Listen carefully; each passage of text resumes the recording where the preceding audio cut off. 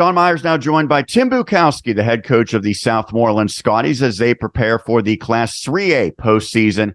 And first off, Tim, congrats. I know that it almost seems like a regular occurrence now for the Scotties to get into the playoffs after that long drought was snapped For about sure. 5 years ago.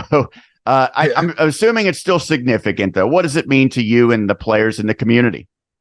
Well, it's good that it's become the expectation. And, we're excited to be back in. It's always a great time of year to be playing. So we're glad that we still have games left. But as we talked about early in the preseason, it's time to get a win in one of these things. So, we're going to put all our efforts forward and, see if we can't get the first playoff victory in the history of the school. Well, I think that last week's performance was a major step in the right direction because not only do you enter with some momentum, but you really benefited your seeding. You get to 6 wins as well. A really surprising lopsided victory against Mount Pleasant, 40-3. What went into making that happen?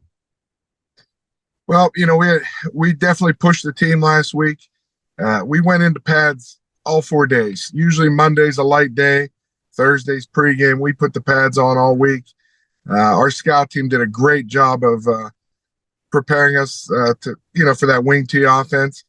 And I just thought defensively we were dominant. Whoever got the ball for them, we had 4 or 5 guys right on them. And then, offensively, our line clicked. We felt if we got him to the second level, Dejon Craggett, that it would be tough for them to get him. And he really game and a lot of credit to the offensive line and his running ability. Yeah, we didn't expect quite that many, but I said if he got over 200 that, we'd definitely win the game. So he exceeded that. And, in a rivalry game, you don't really expect, a blowout.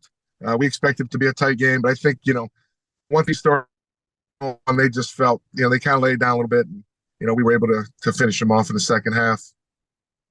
Well, both Craigett and Ethan Shawley have been absolutely instrumental pieces to your team's success. They both coming via transfer with the co-op with Geibel. I know that, you knew they were going to be good players, but beyond what they've done on the field, how have they fit in and how have they become parts of this team? Well, I'll tell you, anytime anybody's moved in or played, one of the Geibel kids came over, they're like family instantly. It's amazing to see. It's a credit to the Southmoreland guys that take them in, not only the teammates, but they hang out outside of the football field and, they go to other events together. And it's been great. Those two, along with, Jarrell Braxton, 3 great young men. Totally positive kids. They just do everything you ask. They want more. They want pushed. They came from a winning program, and that helped, feed into our kids. So, you mentioned Shawley, 137 tackles this year. The most dominant linebacker we've had, since I've been at Southmoreland, 27 tackles for loss. Obviously, he's ineligible for the playoffs. We had a PIA hearing last week, and he won't be playing, so it's a huge loss from a morale standpoint, leadership, and obviously his production. So with that victory, you get the number 9 seed, and that means you head on the road to go against number 8 Deer Lakes. How did the number 9 seed align with what you anticipated, and how did the bracket play out overall based on what your expectations were? We did through, and we obviously, everybody has their guess. When it came down to the last 15 minutes, I sent a text out to all the coaches, and I hit it on the head. We landed exactly where I thought we would. Obviously, with them beating us in the regular season and, our loss to Knock out of conference didn't help. Had we pulled off the upset at Elizabeth, when we had them into the fourth quarter, maybe we would have jumped up a little bit. But I think we're exactly where we should be. And, I think it's a good matchup. Well, it's a very interesting one because, as you mentioned, you played Deer Lakes during the regular season. So the committee always tries to avoid the in-conference matchups in the first round. But Deer Lakes, of course, was a non-conference matchup. So how much do you take from the first time you played when you did fall 24-7 against them? Yeah, we obviously are looking hard at that film. What we did well offensively and defensively. And, definitely both teams have changed as we've watched their films.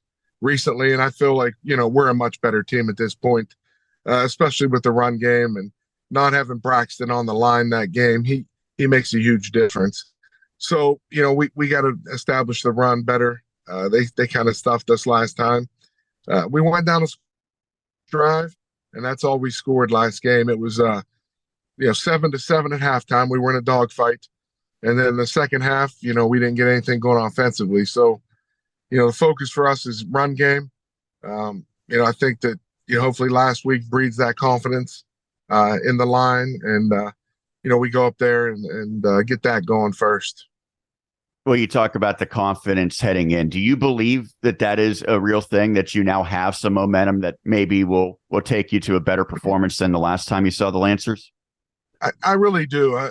We weren't, that game, and then the game against Knock, we just weren't ourselves. It was not the team that I expected.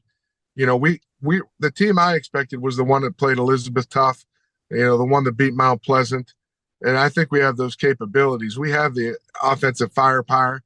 And our defense, there's a lot of good athletes over there. We talked about it in preseason. Just, we have some tough guys. And, when we got out here, defense was an issue. And now I feel that we can stop people. So, I just think we're a much better team than when we played them the first time. I think the Elizabeth game and the Mount Pleasant game should give our team plenty of confidence heading into this one. Lastly, I know you said from before the season even starting, you wanted to get a playoff win. Hopefully multiple playoff wins, but you got to start with one. How big would that be if you do win on Friday at Deer Lakes? What would that mean for everyone involved with Southmoreland football? Well, I think it's just a huge monkey on our backs. The feedback from people that I don't even know, and reading text and quotes on the internet, from alumni that were so excited to beat Mount Pleasant like we did. They said when they were in school, they hoped to just score a touchdown against Mount Pleasant, or to, even show up and play for a half with Mount Pleasant. So, I think we're doing things now. We're heading that right direction. We have the personnel to win the game. It's not going to be easy. They have a good team. Their offense is really good. The quarterback's a lower Division I recruit. They have a nice running back and a very good offensive line. So it's not going to be easy. It's going to be tough. It's a good 8-9 matchup. Two pretty evenly matched teams. And yes, winning a playoff game is what we've been shooting for since we've got out here, 6 years ago. And until we do it, we can't take that next step. Well, Tim, hopefully that comes sooner rather than later. We appreciate you taking the time. Thanks so much for doing it, and good luck on Friday. Hey, thanks, Sean. I appreciate all you guys do for us. Thank you.